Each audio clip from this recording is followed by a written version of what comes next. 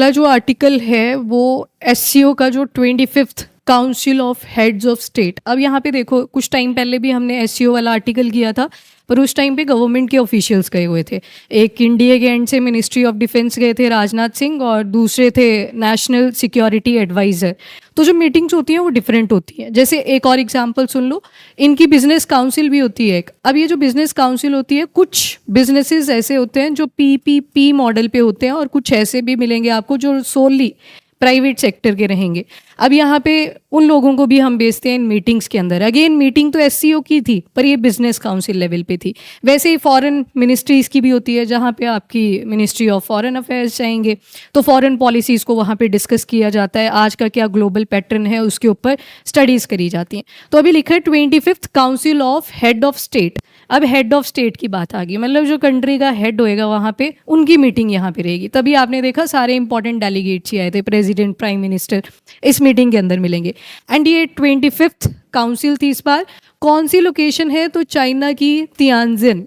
और जिस भी लोकेशन पे कोई मीटिंग कंडक्ट होती है उसी के बेसिस पे उस डिक्लेरेशन का नाम रख दिया जाता है। तो इसका रख दिया तियानजिन डिक्लेरेशन। तो ये आ गया आपका एससीओ 25th।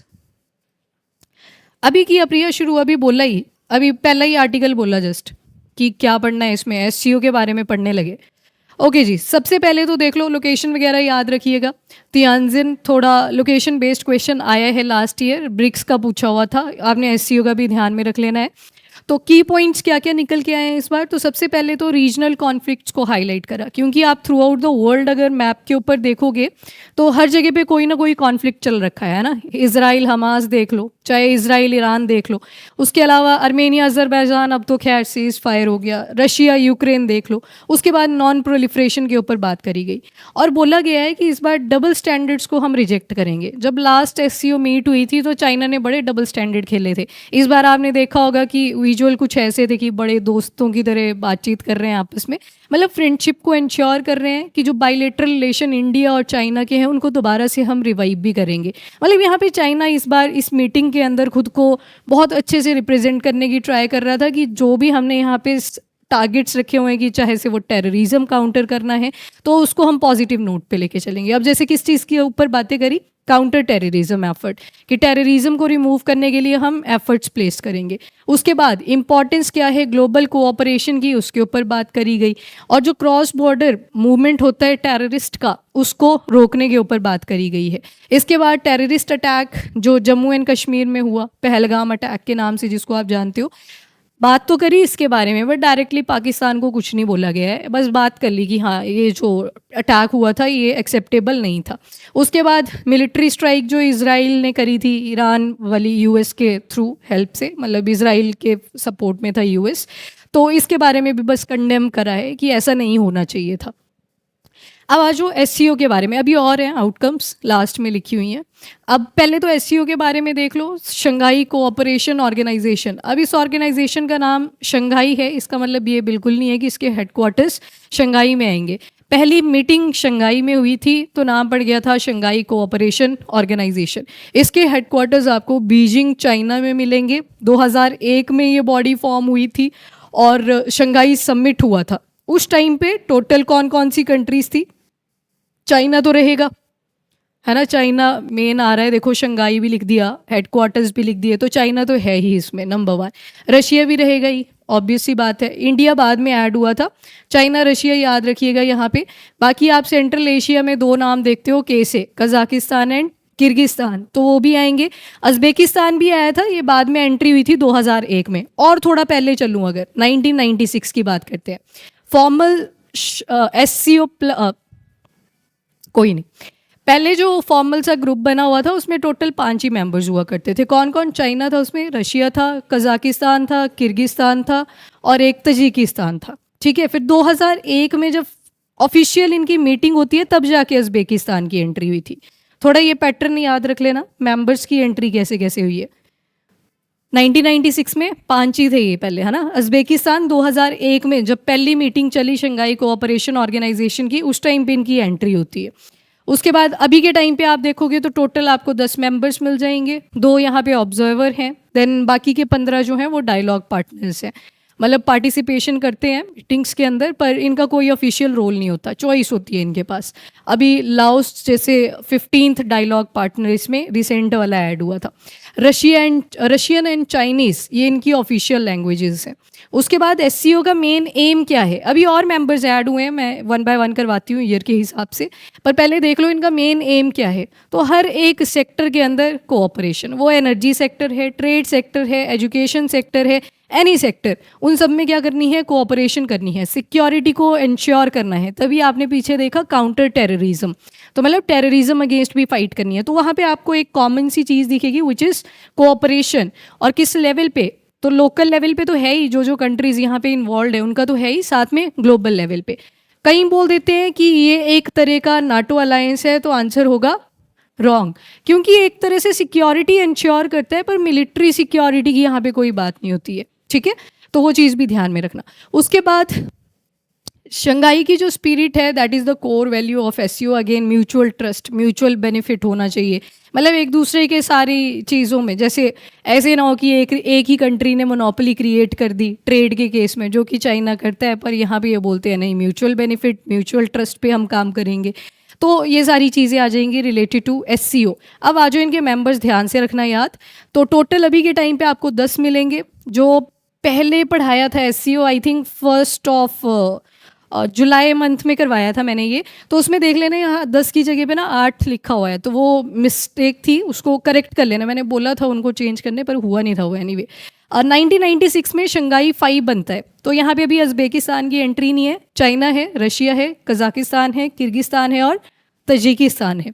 फिर 2001 में जाके इनकी ऑफिशियल मीट होती है, जिसमें एंट्री हो जाती है अज़्बेकिस्तान की। अब देखो, पहले शंघाई 5 बोल रहे थे क्योंकि 5 मेंबर हुआ करते थे। अब इन्होंने बोला कि 5 हटा ही देते हैं, इसको एक कॉमन नाम लेके चलते हैं, which is Shanghai cooperation organisation. पहले शंघाई 5 था, क्योंकि अब मेंबर तो ऐड होते ही हैं, जब भी कोई ऑर्गेनाइजेशन बनती है उसमें मेंबर विद टाइम ऐड होते चलते हैं।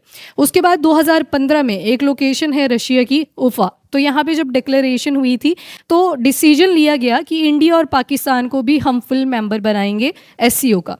अभी 2016 में एक ऑब्लिगेशन साइन कर देते हैं इंडिया और पाकिस्तान कि हम भी इंटरेस्टेड है कि हमें भी एससीओ का मेंबर बनाया जाए। तो अभी यहाँ पे बस फॉर्मल प्रोसेस जो होती है ना कि हमें कैसे एससीओ का मेंबर बनना है, वो प्रोसेस यहाँ पे कंप्लीट हुई। 2017 में जाके फाइनली अस्ताना आ जाएगी, कैपिटल ऑफ कजाकिस्तान। गुड। तो इंडिया और पाकिस्तान ऑफिशियली अब ज्वाइन कर चुके थे एससीओ को एज अ फुल मेंबर। तो 2017 में हुए एंटर। बात कब से चल पड़ी थी? 2015 से। उसके बाद आते हैं 2021 में बोला गया कि ईरान को भी हम एंटर करवाएंगे as a full member of SCO. 2023 में जाके ईरान की पूरी एंट्री हो जाती है। और 2024 बेलारूस जो कि पहले ऑब्जर्वर हुआ करता था एससीओ का, पहले टोटल 3 मेंबर्स थे ऑब्जर्वर की कैटेगरी में। अब आप देखोगे उधर 2 ही बचेंगे और बेलारूस बन चुका है full time member of SCO. इसके बाद ऑब्जर्वर कौन कौन है? तो अफगानिस्तान एंड मंगोलिया। मंगोलिया कहाँ पे है मैप पे? चाइना और रशिया के बिल्कुल बीच में। ऐसे आपको ऊपर रशिया दिखेगा, यहाँ पे चाइना दिखेगा, बीच में टिक्की की फॉर्म में मंगोलिया बैठा हुआ है, तो बिल्कुल सेंटर में मंगोलिया। हाँ, 10 टोटल जो फुल मेंबर्स हैं और 2 ऑब्जर्वर हैं, 15 डायलॉग पार्टनर हैं। उनको याद करने की ज़रूरत नहीं है। आर्मेनिया, अज़रबैजान, लेटेस्ट वाला याद रख लेना, लाओस की एंट्री हुई थी। 15 नहीं करने याद। नॉर्थ कोरिया नहीं है उसमें। नॉर्थ कोरिया तो किसी भी ऑर्गेनाइजेशन में आपको नहीं दिखेगा। नॉर्थ कोरिया नहीं है, लैक्स नहीं है, ठीक है। 1 minute ma'am. Also ma'am voice fluctuate कर रही है, वीडियो इज नॉट क्लियर। ये कब से आ रहा है इशू? अच्छा, ये स्टार्टिंग से ही आ रहा है।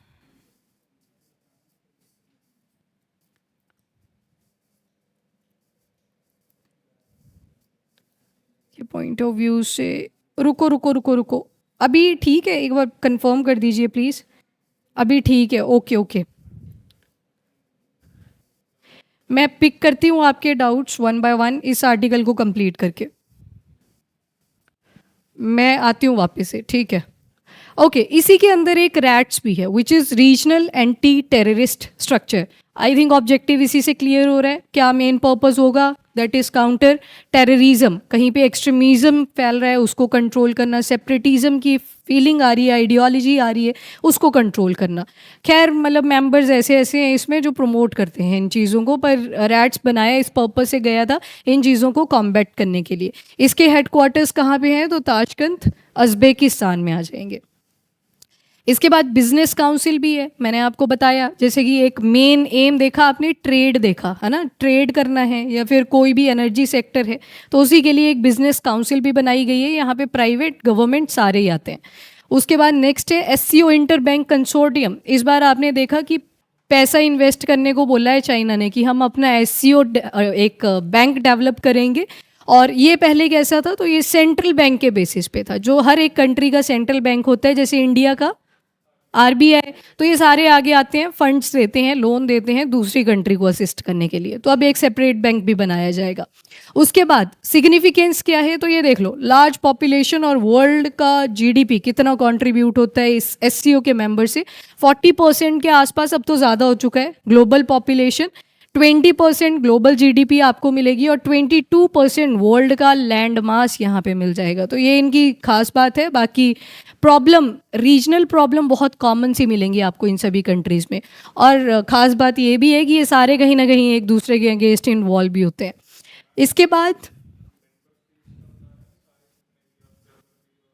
सभी सभी अभी लास्ट में यही लाइन लिखी हुई है कि यहाँ पे ऐसा नहीं है कि सिर्फ मेंबर स्टेट्स को ही कोऑपरेट करने के लिए बोला है, ऑब्जर्वर भी और जो आपके डायलॉग पार्टनर्स हैं वो भी। वर्ड तो ग्लोबली यूज़ कर लेते हैं कि पूरे वर्ल्ड में, विश्व में ये सारी चीज़ें हमें कोऑपरेट करवानी है। नाउ ड्रग ट्रैफिकिंग से रिलेटेड प्रॉब्लम। उसके बाद ड्रग ट्रैफिकिंग आपको पता है इंडिया के लिए एक बहुत बड़ी प्रॉब्लम है। हम एक golden triangle and golden crescent के बीच में सैंडविच हो रखे हैं। यहाँ से भी बहुत ज़्यादा ड्रग्स आती हैं, इधर से भी ड्रग्स आती हैं, यूथ ख़राब हो रहा है अपने इंडिया का। और इलीगल तरीके से अगर ये सारी चीज़ें चल रही हैं, ब्लैक मार्केटिंग आपको काफ़ी ज़्यादा मिलेगी। तो इसको टैकल डाउन करना, ये भी एससीओ ने एक वन ऑफ द टारगेट रखा हुआ है यहाँ पे। उसके बाद कनेक्टिविटी को इम्प्रूव करना है, तभी आप देखोगे कि हम साइड वाली कंट्रीज़ के साथ डिफरेंट प्रोजेक्ट चलाते हैं, पोर्ट्स वहाँ पे बनवाते हैं ताकि कनेक्टिविटी इंश्योर करी जा सके। उसके बाद क्या ये क्वाड को रिप्लेस कर सकता है? तो अभी तो क्वाड की भी सोल निकली पड़ी है, यूएस का कुछ खास रोल है नहीं उसमें। तो क्वाड, ऑस्ट्रेलिया की भी स्टेटमेंट, ऑस्ट्रेलिया चाइना में क्या क्या बोल के आया था, तो उसके बेसिस पे अगर देखें तो ना तो क्वाड की सोल है, पर एससीओ बिल्कुल सेम सा भी नहीं है ना। वहाँ इसका तो मेन पर्पस ही क्या है? To tackle China, Indo Pacific region की प्रोटेक्शन। एससीओ थोड़ी करेगा ऐसे, वो तो बोलेगा लेट्स प्रमोट कनेक्टिविटी, है ना। चाइना का तो बेनिफिट है यहाँ पे इंडो पैसिफिक रीजन के अंदर। तो ठीक है, पीस मिशन जैसे क्वाड बोलता है एस्टेब्लिश करने के लिए, एससीओ बोलता है कि कोऑपरेट करें। पीस मिशन उनका भी है, क्वाड का भी है, पर वो कोऑपरेशन पे फोकस है। ट्रेड एनहांस हो, कनेक्टिविटी एनहांस हो, एनर्जी सेक्टर में इम्प्रूवमेंट हो, वो सारी चीज़ों पे एम्फेसाइज करता है हमारा क्वाड। अब स्ट्रक्चर देखो, इस बार जो 25th मीटिंग है वो है council of head of state. Head of state यानी कि किसी भी कंट्री के जो हेड्स हैं वो यहाँ पे आए हुए थे, हाईएस्ट डिसीजन मेकिंग बॉडी जो होती है। उसके बाद council of head of government, ये सेकंड हाईएस्ट काउंसिल है, जो लास्ट टाइम आपने पढ़ी थी जब हमारे मिनिस्ट्री ऑफ डिफेंस, यस, जब कैबिनेट से कोई आता है तो स्पेशली यहाँ पे मिनिस्ट्री ऑफ डिफेंस रहते हैं, साथ में सिक्योरिटी एडवाइजर्स आ जाते हैं। और एक आ गया, 2 परमानेंट बॉडीज़ हैं इसमें। तो एक तो मेन सेक्रेटरीट इनका कहाँ पे आ गया? बीजिंग में। और रैट्स का कहाँ पे आ गया? ताशकंद उज़्बेकिस्तान में। उसके बाद यूनाइटेड नेशन रिफॉर्म क्या बोलते हैं कि मॉडर्न रियलिटीज़ को भी एक्सेप्ट करना है, सॉल्यूशन मॉडर्न प्रॉब्लम के हिसाब से होने चाहिए, sustainable development and social agenda पे फोकस करा है। One earth, one family, one future, इस बार भी इसी चीज़ को रीअफॉर्म करते हुए आगे बढ़े हैं। ये आ गया ना द इम्पॉर्टेंट वन, इसको याद रखना कि चाइना का एक इनिशिएटिव है कि एससीओ के अंदर अपना इन्फ्लुएंस एक्सपैंड करने के लिए उन्होंने बोला कि आप हमारा बाइडू यूज़ कर सकते हो, जैसे जीपीएस आप यूज़ करते हो, तो हमने भी वैसे ही बाइडू सैटेलाइट जीपीएस सिस्टम एक डेवलप करा हुआ है, आप इसको यूज़ कर सकते हो। 1 सेकेंड।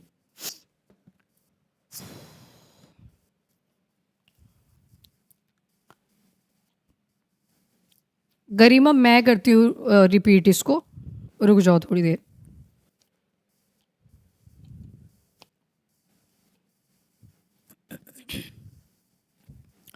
ओके। और सैटेलाइट सिस्टम, अब सोचो चाइना का सैटेलाइट सिस्टम हम इंडिया में यूज़ कर रहे हैं, उनके पास तो सारी इन्फॉर्मेशन जाएगी। अभी इतनी ज़्यादा इन्फॉर्मेशन उन्होंने अपनी सैटेलाइट सिस्टम के ज़रिए रखी हुई है, हमारी आगे ये चीज़ तो पॉसिबल नहीं है। खैर, मैंने बोला ना China as a good boy खुद को रिप्रेजेंट कर रहा था इस बार की मीट में। उसके बाद बैंक की बात करें तो बोला है कि 1.4 बिलियन डॉलर्स तक का हम लोन प्रोवाइड करेंगे ओवर 3 इयर्स, और एक एससीओ का डेवलपमेंट बैंक भी होगा। जैसे न्यू डेवलपमेंट बैंक आपने सुना होगा, वो किस ऑर्गेनाइजेशन का है?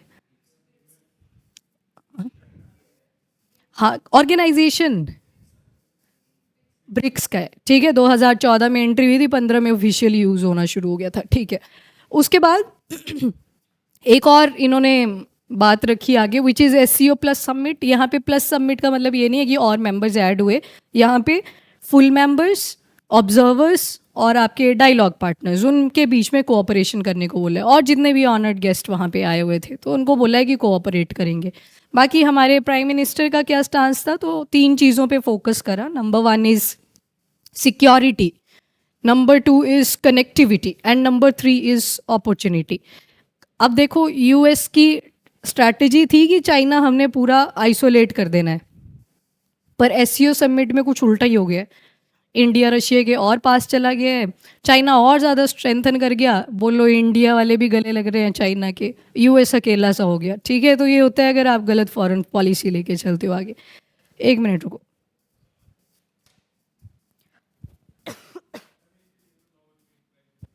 हाँ, सॉरी। हाँ तभी ठीक है। ऐसे लग गया मिलने, फिर तो उसकी वैल्यू ख़त्म हो जाएगी। ऑनलाइन जल्दी से बताओ अब क्या क्या रिपीट करना है आपके लिए। जो भी डाउट्स आपके स्किप हुए थे ऊपर, उनको फटाफट से कॉपी पेस्ट करके लिख दो।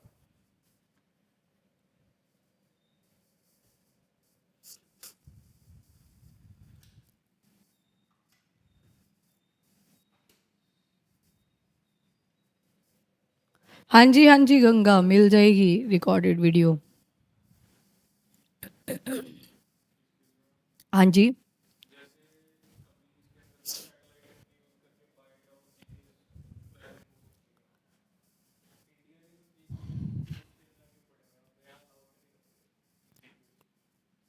जीपीएस हमारा नाविक है ना इंडिया का, तो अपना क्या,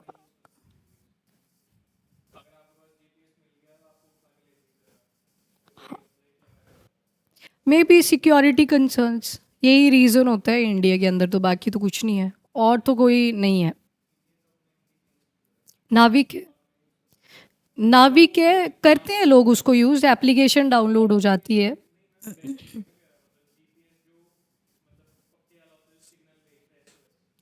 अच्छा, तो वो तो सिविलियंस को नहीं दे सकते ना।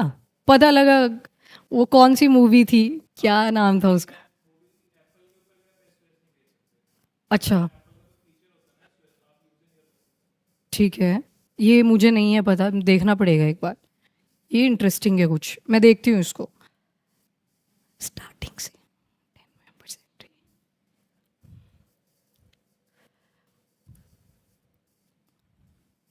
एक काम करते हैं, मैं अगले आर्टिकल्स करवा देती हूँ पहले, फिर इसको दोबारा से करवा देती हूँ, फिर से आती हूँ इसके ऊपर।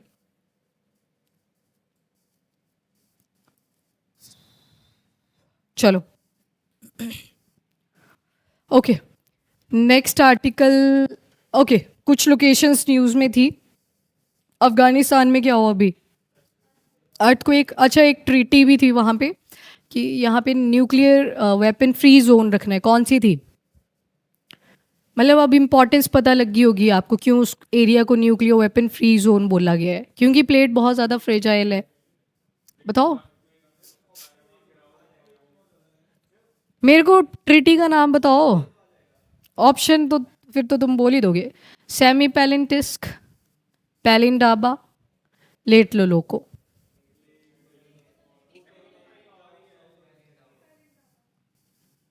पक्की बात? पक्की बात? नहीं, इन तीनों में से ही है। 50-50? सेमी पैलेंटिस्क, ठीक है। अच्छा सुनो, अब यहाँ पे दोबारा से अर्थक्वेक का है, थोड़ा सा इसको फटाफट से देख लो। इंडिया के साथ लगता है अफगानिस्तान का बॉर्डर, पाकिस्तान के साथ, ईरान के साथ, तुर्कमेनिस्तान, तजिकिस्तान और उज़्बेकिस्तान। ये जो है ईरान सारा लगा, वो ये इंडिया का लगता नहीं है टॉप पे। मैं अफगानिस्तान की बात कर रही हूँ। बाकी डायरेक्शन आपने अब खुद लगा लेनी है, नॉर्थ साउथ, ये आ गया आपका नॉर्थ ईस्ट, ये आ जाएगा south west, south east, north west, किसी भी फॉर्म में आएगा कर लेना इसको अब, है ना। टोटल 6 कंट्रीज़ हैं जो इसके बॉर्डर में आ जाएंगी, याद रखना इसको। बाकी अर्थक्वेक हमने काफ़ी डिटेल में कर लिया था, आज नहीं करेंगे। ओके नेक्स्ट, सूडान का दारफुर रीजन दोबारा से न्यूज़ में था। यहाँ पे क्या हुआ है, यहाँ लैंड स्लाइडिंग हुई है, यस। तो ये सूडान वाला एरिया आ गया, ये देख लो इधर रेड सी, और थोड़ा जूम करना है तो ये गल्फ ऑफ एडन, ऊपर रेड सी, ये साइड में आ जाएगी सूडान। कैपिटल क्या आएगी, खार्तूम। ये वाला एरिया आ गया इधर दारफुर। बस यहीं पे लैंड स्लाइडिंग हुई है, काफ़ी सारे लोगों की डेथ भी हुई है, कुछ डिस्प्लेस भी हो गए उस एरिया से। तो सूडान की बॉर्डरिंग कंट्रीज़ कैसे याद रखोगे, पहले बताओ। साउथ सूडान लगता होगा इसके बॉर्डर में, लगता है बिल्कुल, ये आ गया इस तरफ। उसके अलावा लीबिया और इजिप्ट, मैट ले याद हैं दोनों, तो लीबिया और इजिप्ट दोनों लगते हैं इसके साथ। इरिट्रिया और इथोपिया भी लगते हैं, और इसके साथ चैड है, और इधर सेंट्रल अफ्रीकन रिपब्लिक। 2 सी से हैं, 2 ई से हैं, और वो ले वाला याद रह जाएगा। साउथ सूडान इधर आ गया, ये आ गया दारफुर एरिया, ठीक है। दारफुर दोबारा से न्यूज़ में था, पूछा जा सकता है, याद रखना इसको। ओके फटाफट से बताओ सुमित, 2 कंट्रीज बता दो सूडान के जो बॉर्डर एरिया में है। लीबिया, साउथ सूडान, ठीक है, 2 हो गया। हाँ हाँ, CAR, ठीक है। करण, 2 कंट्रीज और ई से थी, इथोपिया और इरिट्रिया। कोई कंट्री रही नीतीश, लीबिया, ठीक है। एक बची और, सी से थी, चैड, चलो ठीक है, याद रखना इसको। ओके नेक्स्ट चलो, प्रतूष। अब ये प्रतूष क्या चीज़ है, उनके प्रत्यूष नहीं है, प्रतूष है, याद रखिएगा। Raman research institute located at Bengaluru. तो एक ऑटोनमस इंस्टीट्यूशन है, department of science and tech इसको फंडिंग प्रोवाइड करता है। प्रतूष डेवलप करा है। अब ये प्रतूष है क्या चीज़, वो सुन लो। पहली बात तो बिग बैंग थ्योरी आपने सुन रखी है, एक यूनिवर्स के बारे में आपने सुन रखा है कि यूनिवर्स हमें रेडिएशंस प्रोवाइड करता है आइंस की फॉर्म में। आइंस क्या होते हैं, जैसे मैं यूँ लिख दूँ, कुछ पॉजिटिव चार्ज लगा दिया, किसी पे नेगेटिव चार्ज आ जाता है, तो आइंस की फॉर्म ले लेते हैं। अभी नहीं, आइंस को फ्यूचर में जब ल्यूनार की ऑर्बिट को हमने स्टडी करना है, ल्यूनार ऑर्बिट मतलब मून की ऑर्बिट, ल्यूनार वाला मिशन भेजना है ना अपने को, तो उसके लिए प्रतूष बनाया गया है, probing reionization of universe using signal from hydrogen. अब हाइड्रोजन सबसे ज़्यादा अबंडेंट आपको मिलेगा, इसी वजह से ये जो प्रतूष है ये भी किसके सिग्नल्स प्रोवाइड करेगा, हाइड्रोजन के एटम्स के।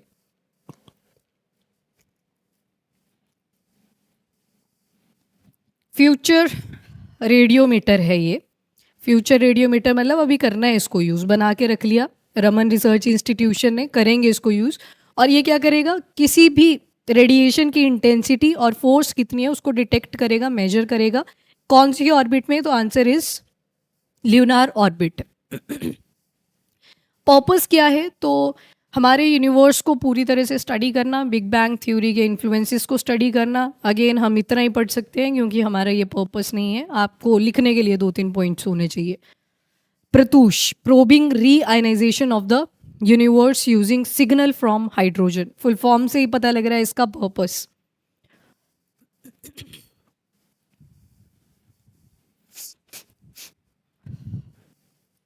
Okay next, Adivani. अब ये जो आदिवाणी है ये एक बीटा वर्जन है, अभी एक एप्लीकेशन है। बीटा वर्जन का मतलब होता है कोई एप्लीकेशन जो अभी पूरी तरह से बनी नहीं है, मतलब पार्शियली बन चुकी है, कुछ फीचर्स अभी उसमें ऐड होंगे। तो बीटा वर्जन आदिवाणी का लॉन्च करा गया। आदिवाणी, आदि वर्ड से क्या लग रहा है, किसके बारे में बात हो रही है, ट्राइबल्स की बात हो रही है, ठीक है। तो मिनिस्ट्री कौन सी आ जाएगी, मिनिस्ट्री ऑफ ट्राइबल अफेयर्स। अब इनका मेन पर्पस क्या है, कि इंडिया को बार बार बोलते हैं डाइवर्स कंट्री है ना, डिफरेंट लैंग्वेजेस हैं, डिफरेंट कल्चर है, लैंग्वेज ख़त्म हो जाती है जैसे कोई ट्राइब ख़त्म होती है अगर, ऊपर एक्सटिंक्शन तो चला ही हुआ है, ऊपर से बहुत सारी ट्राइब्स अब मेन स्ट्रीम में आ चुकी हैं। मेन स्ट्रीम का मतलब होता है जैसे ये कोई जंगल वाले एरिया में रह रहे थे, इनकी अब इंटीग्रेशन करवा रहे हैं कि इनको भी चांस मिलना चाहिए जो मेन स्ट्रीम को डेवलपमेंट ऑफर हुई है। कुछ लोग होते हैं जो इंटरेस्टेड होते हैं। अंडमान एंड निकोबार में बहुत सी ऐसी ट्राइब्स हैं जो पूरी मेन स्ट्रीम में आ गई हैं और उस लैंग्वेज को बोलने के लिए पीछे कोई नहीं बचा है। तो अभी इस एप्लीकेशन में क्या किया जाएगा, इन ट्राइबल लैंग्वेजेस को अंडरस्टैंड किया जाएगा, इनको स्टोर करके रख लिया जाएगा। मतलब डिजिटलाइजेशन आप यहाँ पे ऐड कर रहे हो कि लैंग्वेजेस आप समझने में कितना ही टाइम लगाओगे, तो एआई आप यूज़ करोगे। बोलते नहीं आजकल एआई नहीं अगर आप यूज़ कर रहे तो आपका बेनिफिट नहीं हो पा रहा है उतना जितना हो सकता था। तो ट्राइबल लैंग्वेजेस के लिए ये एआई बेस्ड एक प्लेटफॉर्म है। अभी इसका बीटा वर्जन ही आया है और डेवलप कहाँ किया है, तो जनजातीय गौरव वर्ष चल रहा है ताकि जो एक ब्रिज है बिटवीन ट्राइबल और नॉन ट्राइबल कम्युनिटीज़ के बीच में उसको कंपनसेट किया जा सके। अभी तक लॉन्च स्टेज के टाइम पे कौन कौन सी लैंग्वेजेस इसमें ऐड कर दी गई हैं, तो संथाली, उड़ीसा वाली, भीली और मध्य प्रदेश की, देन मुंदारी झारखंड, गोंदी छत्तीसगढ़, कुई ये भी उड़ीसा की है, अभी बन रही है। गारो, गारो कहाँ की लग रही है, north east Megha, yes very good. Garo Khasi Jaintia आपने सुना होगा, तो वहाँ पे गारो ट्राइबल पीपल हैं, उनकी लैंग्वेज। ये दोनों अभी अंडर डेवलपमेंट है, ठीक है, इनका डाटा भी ऐड नहीं हुआ है। तो मेन ये जो इनिशिएटिव है डिजिटलाइजेशन तो है ही, इसमें साथ में एंडेंजर्ड लैंग्वेजेस को स्टोर करके रखना, एजुकेशन को इम्प्रूव करना, health care governance native languages में ही प्रोवाइड कर देना। कई बार जो डॉक्टर होते हैं उनको उनकी लैंग्वेज समझ नहीं आती, तो कम्युनिकेशन बैरियर आ जाता है, तो उसको भी ये कंपनसेट करेगा। और रिसर्चर्स भी जाते हैं, है ना, लैंग्वेजेस की स्टडी करने के लिए, लिटरेचर जो आप बोलते हो, तो उसमें भी इनको हेल्पफुल रहेगा। अगला है युद्ध अभ्यास। हाँ जी, देख के लगाओ ज़रा आइडिया कौन सी कंट्रीज होंगी।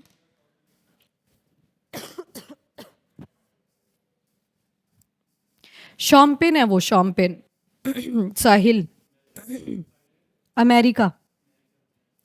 युद्ध अभ्यास अमेरिका, नहीं नहीं रशिया नहीं है।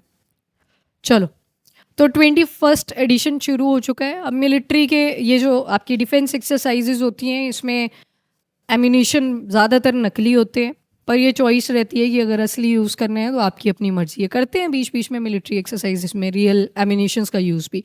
हाँ, बस बुलेट्स नहीं होती, जो बॉम्बार्डमेंट करी जाती हैं उसमें असली यूज़ कर लेते हैं कि कैसे ये फंक्शन करेगा। तो शुरू कब से हुई थी, 2004 से हुई थी। इंडिया और यूएस की मिलिट्री जॉइंट मिलिट्री एक्सरसाइज। जब वर्ड आ गया मिलिट्री तो आर्मी, नेवी और एयरफोर्स सारी इसमें आ जाती हैं फील्ड्स। और मेन फोकस क्या रहता है, यूनाइटेड नेशन की जो पीस कीपिंग ऑपरेशंस चलते हैं ह्यूमैनिटेरियन पर्पस से, जो सिविलियंस को कोई प्रॉब्लम आई है वहाँ से उनको इवैक्यूएट करना है, तो उन चीज़ों से रिलेटेड ये डिफेंस एक्सरसाइज रहती है, विच इज़ युद्ध अभ्यास। अच्छा, एक काम करेंगे, युद्ध अभ्यास जैसे और भी डिफेंस एक्सरसाइजेज हैं, इसका ना एक छोटा सा मैं आपको, अच्छा सच बताना, डेज एंड थीम वाला पढ़ा आपने? नहीं पढ़ा, बिल्कुल भी नहीं पढ़ा, खुद ही करवाना पड़ेगा। एक दिन डिस्कस कर लेंगे उसको, मैं प्रिंट ले आऊँगी यहाँ पे, डिस्कस ही कर लेंगे, ठीक है, क्योंकि आ रहे हैं क्वेश्चन आपके हिमाचल के पेपर में, तो बहुत सारे आ रहे हैं, तो स्किप करोगे तो फालतू के नंबर जाएंगे उसमें। चलो करवा दूंगी मैं, एक इसका भी कर लेंगे जो एक्सरसाइजेस चलती रहती हैं आपकी, पर इसका करेंगे दिसंबर मंथ में, क्योंकि तब को कहीं बाय एनुअल भी होती हैं, साल में 2 बार भी होती हैं, तो फिर चेंज हो जाता है उनका थीम एंड पैटर्न। चलो ठीक है। Next is जेरोसाइट।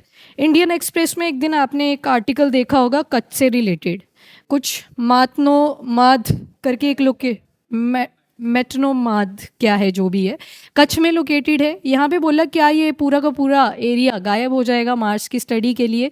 अब ऐसा क्यों बोला गया, क्योंकि एक मिनरल होती है जिसको बोलते हैं जेरोसाइट। जेरोसाइट का अगर कलर ध्यान से देखोगे तो आपको येलो कलर दिखाई देगा, कुछ ऐसा, बीच में ब्राउन कलर की टिंच भी है, रेडनेस भी आपको दिखाई देगी, इससे आपको मिनरल्स याद रह जाएंगे। आयरन रिच सल्फेट मिनरल होता है ये, आयरन रिच सल्फेट मिनरल। अब ये जो कलर आपको एक्चुअल में दिखाई देता है, इसमें क्या क्या चीज़ें होती हैं वो भी देख लो, जो अर्थ के ऊपर मिलता है। ऑक्सीजन, आयरन, सल्फर, पोटासियम, ये सारे इंटरेक्ट करते हैं, प्रॉपर क्वांटिटी होती है इन प्रेजेंस ऑफ वाटर, तब जाके आपको इतना ब्यूटीफुल सा सब्सटेंस मिलता है। अब जब 2004 में नासा का एक मिशन था, अपॉर्चुनिटी मिशन, ये था मार्स पे भेजा हुआ। तो उस टाइम पे जेरोसाइट की स्टडी करी गई थी। अब यही आपको कच्छ में भी मिल रहा है, तो मतलब आपको मार्स तो धरती पे ही मिल गया, ठीक है। तो फिर स्टडी करने के लिए ऐसे तो होगा नहीं अकेले इंडियन ही स्टडी करेंगे, बाहर से कोलैबोरेशन, क्योंकि वो बोलेंगे एसडीजी नंबर 17 है, आपने तो पार्टनरशिप की बात करी हुई थी। तो इसी वजह से बोला था कि क्या ये पूरा एरिया गायब हो जाएगा, कि स्टडी के पर्पस इसको छोड़ना पड़ जाएगा, तभी बोला गया था वो। तो ये जो जेरोसाइट है 55 मिलियन ईयर्स ओल्ड जेरोसाइट्स आपको यहाँ पे मिलेंगे, रिसर्चर्स ने फाइंड आउट करे। और मार्स पे होता है ये, पर आपको अर्थ के ऊपर मिल रहा है, तो स्टडी के लिए बहुत अच्छा रहेगा। और वॉल्केनिक एक्टिविटी के ये एविडेंसेस शो करता है, ठीक है, जो इसकी कॉम्पोजिशन है। और ये भी पता लगता है कि कैसे केमिकल और मिनरल्स की इवोल्यूशन हुई है मार्स के ऊपर, ठीक है। तो कहीं ना कहीं कनेक्टिविटी को तो इंश्योर कर रहा है, जो चीज़ आपको मार्स पे मिल रही है वही अर्थ पे मिल रही है, वहाँ पे एक कनेक्टिंग लिंक आपको मिल जाएगा। Next is world health organisation का एक लेटेस्ट डेटा आया है, जिसमें बोला है 1 बिलियन पीपल उनको मेंटल हेल्थ डिसऑर्डर हो रखे हैं, ठीक है। अब 1 बिलियन ये नंबर बढ़ता ही जाएगा, क्योंकि आजकल फ़ोन, मतलब जो आपके जितने भी डिवाइसेस हैं उनके साथ कनेक्टिविटी बच्चों की भी काफ़ी ज़्यादा बढ़ गई है। पहले बुज़ुर्गों की नहीं होती थी, आजकल बुज़ुर्गों की भी चॉइस है, कहीं सुबह से शाम तक रील्स देख रहे हैं, कहीं नहीं है इंटरेस्टेड, है ना। मेरे दादू तो बढ़िया ग्रंथ पढ़ रहे होते हैं सुबह से लेके शाम तक, दादी को बोल दिया हुआ है चाहे इस टाइम पे ले आनी है मेरी, ताकि एक्टिव रहे। मैं तो सोच रही थी हमसे ज़्यादा सिटिंग तो इनकी हो रखी है, चलो ठीक है, वो अपनी अपनी चॉइस होती है। नहीं, पर मेरी दादी को जैसे देखते हैं वो पढ़ने बैठ के वो रील चला लेते हैं कि मैं देख लेती हूँ रील्स थोड़ी देर। चलो ठीक है, अपनी अपनी चॉइस है इन शॉर्ट। अच्छा, 2 लेटेस्ट रिपोर्ट्स आती हैं। अब ये रिपोर्ट्स ना कहीं कॉर्नर पे लिख लेना, जब भी ऐसा कोई मेंटल हेल्थ रिलेटेड आपको डेटा लिखना पड़ जाए, इन रिपोर्ट्स का आप नाम यूज़ कर सकते हो कि एज़ पर दिस रिपोर्ट। फिर आपको डेटा लिखने की ज़रूरत नहीं पड़ेगी, रिपोर्ट के बेसिस पे मार्क्स मिल जाते हैं। One is world mental health today and दूसरी है mental health Atlas 2024। Global burden बताया है कि हेल्थ की जो मेंटल हेल्थ की जो कंडीशन है वो वर्स हुई जा रही है, एक कंट्री में नहीं, थ्रू आउट वर्ल्ड। और इससे इकोनॉमिक कॉस्ट के ऊपर क्या क्या इम्पैक्ट्स पड़ेंगे, क्योंकि पैसा भी तो लगेगा, अगर साइकोलॉजिस्ट के पास जाते हो पैसा तो लगेगा। साइकोलॉजिस्ट या साइकेट्रिस्ट, दोनों में डिफरेंस क्या है?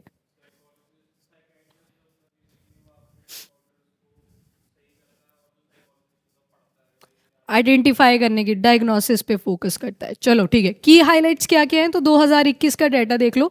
14% ग्लोबल पॉपुलेशन एस्टिमेट करी गई है कि मेंटल डिसऑर्डर्स के साथ रह रही है। उसके बाद जो सबसे कॉमन डिसऑर्डर देखा गया वो एंजाइटी है और डिप्रेसिव डिसऑर्डर्स है। जेंडर डिस्पैरिटी अगर देखें, फीमेल्स में ज़्यादा एंजाइटी, डिप्रेशन और ईटिंग डिसऑर्डर्स हुए हैं। ये होता है गर्ल्स में, जैसे इनमें से एक भी सिम्टम आता है तो वो खाने को ज़्यादा जोर दे देती हैं, ठीक है, मेटाबॉलिज्म। लड़कों की खास बात करी नहीं है, वहाँ पे जेंडर डिस्पैरिटी लिखा है कि फीमेल का डाटा ये शो करता है। बाकी यूथ वल्नरेबिलिटी, उसके बाद nearly half of the mental disorder जो हैं वो 18 साल की उम्र से पहले ही शुरू हो जा रहे हैं, मतलब 18 साल से पहले।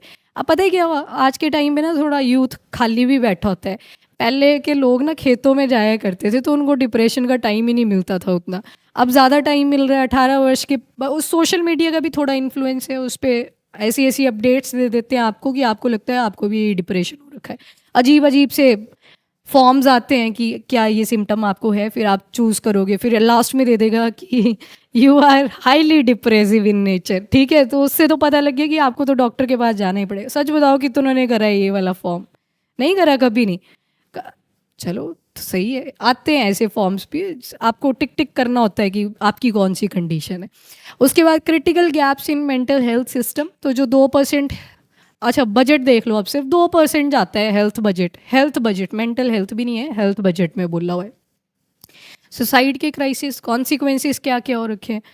2021 में जो सुसाइड है वो सेकंड लीडिंग कॉज बना है डेथ का। कौन सी एज ग्रुप में? 15 to 29 ईयर्स ओल्ड फीमेल्स की बात करी है, फीमेल्स की है पहले।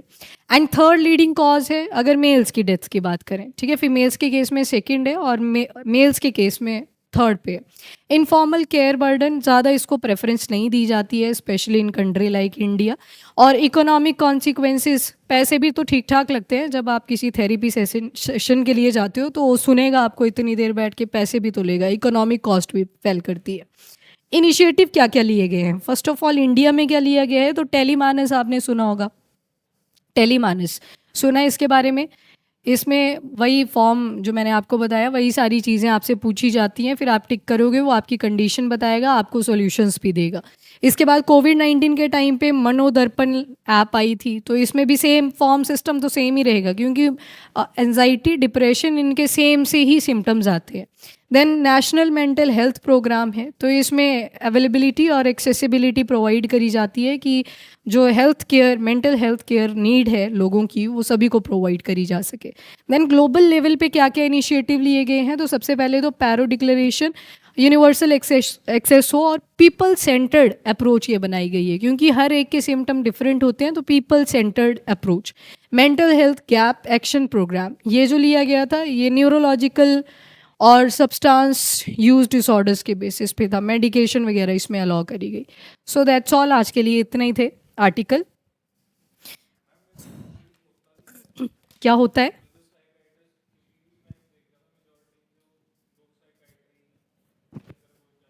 हम्म।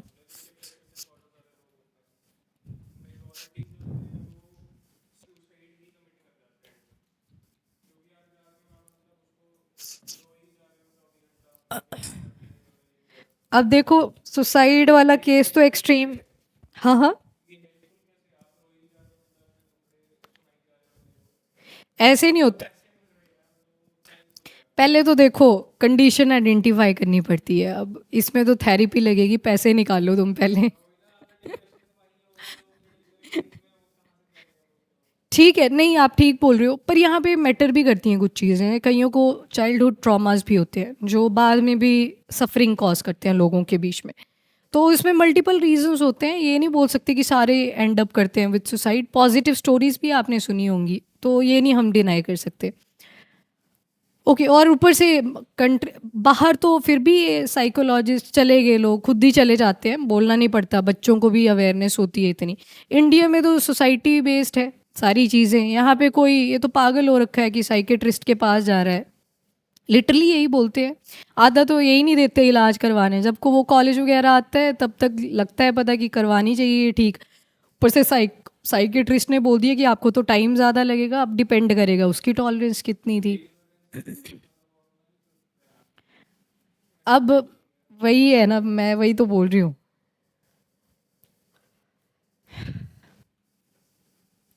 अच्छा ठीक है जानवी, अब बताओ कौन सा आर्टिकल करना था एक्सप्लेन। आप ब्रेक ले सकते हो तब तक। लेनी तो मैंने और थी, क्लास पर बोला ही नहीं जाएगा इतनी देर।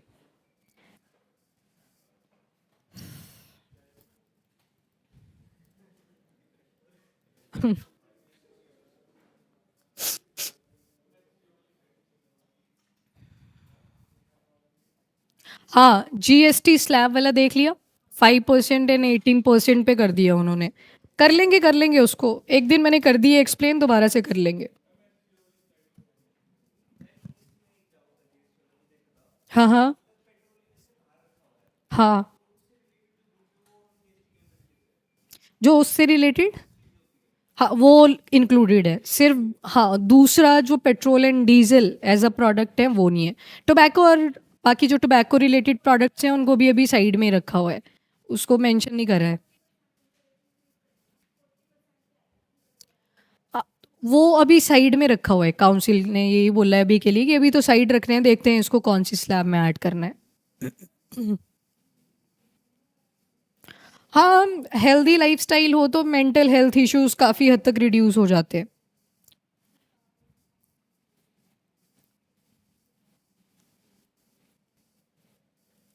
अच्छा, 1996। 1996 के बाद 2001 में पहली मीटिंग हुई थी और अज़्बेकिस्तान ऐड हुआ था। रुको मैं निकाल रही हूँ इसको। ये लो। कनब आपने कौन सी बोली थी? यही थी।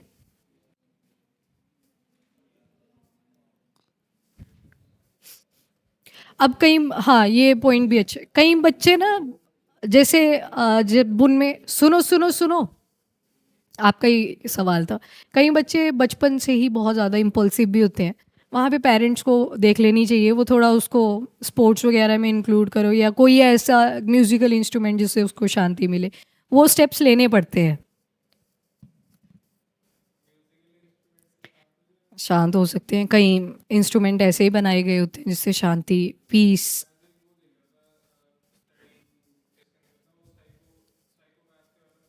हम्म।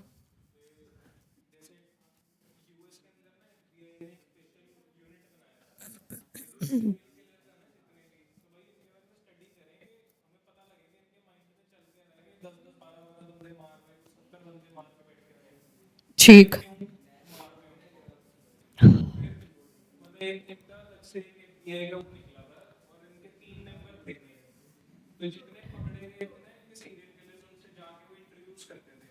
हाँ हाँ।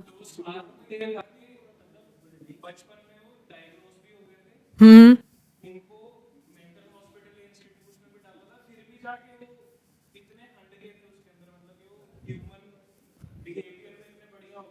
हाँ, हर्ष ये लिख लेना।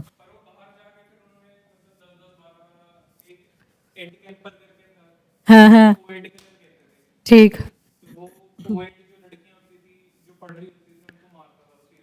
ओके गरिमा, वन सेकेंड।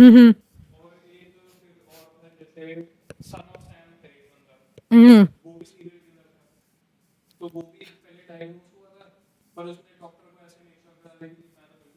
यही होते हैं, इनकी क्लैरिटी बहुत होती है इन लोगों को। ठीक है, ठीक। मतलब इनके ब्रेन में कुछ तो होता है जो डिफरेंट होता है फ्रॉम द पब्लिक। एक केस ऐसा भी हुआ था कि एक सीरियल किलर था, वो ना लड़कियों को मार देता था, ठीक है, फिर मार के उनको कट कट कर देता था। एक एविडेंस नहीं मिलता था कि लड़की गई तो गई कहाँ। एक दिन फ्लश ब्लॉक कर जाती है, उसके बाद हड्डियां हड्डियां वहां से निकली, तब जाके पता लगा था। पर लगा पता जब 68 मर्डर कर चुका था लगभग, तब जाके पता लगा।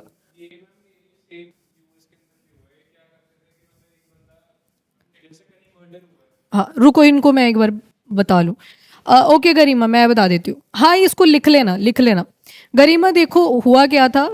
टोटल 1996 में शंघाई 5 बोला करते थे इस ग्रुप को, सुन लो अब। शंघाई 5 का मतलब है यहाँ पे 5 ही मेंबर थे। चाइना था, रशिया था, किर्गिस्तान था, कजाकिस्तान था और तजिकिस्तान था। उसके बाद 2001 में जब इनकी ऑफिशियल मीट होती है शंघाई में, तब जाके एक और मेंबर ऐड हुआ था, अज़्बेकिस्तान, और नाम शंघाई 5 ना रख के इन्होंने एससीओ बना दिया था। उसके बाद 2017 में जाके इंडिया और पाकिस्तान की एंट्री होती है। 2023 में ईरान की एंट्री होती है।